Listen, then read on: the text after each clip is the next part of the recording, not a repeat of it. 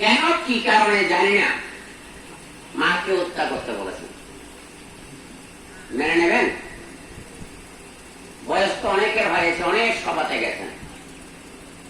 কোন অর্থে মাকে হত্যা করতে বলেছে কেউ বলতে পারবেন? তাহলে কি শিক্ষা নিলেন? অমাবস্যা, পূর্ণিমা, অষ্টমী, হরিণ দান, সঙ্গদানে কি শিক্ষা নিলেন বলেন? কোন গুরুর কাছ থেকে গিয়ে এই বিষয়টা জেনে নেওয়া দরকার আছে নাকি নেই?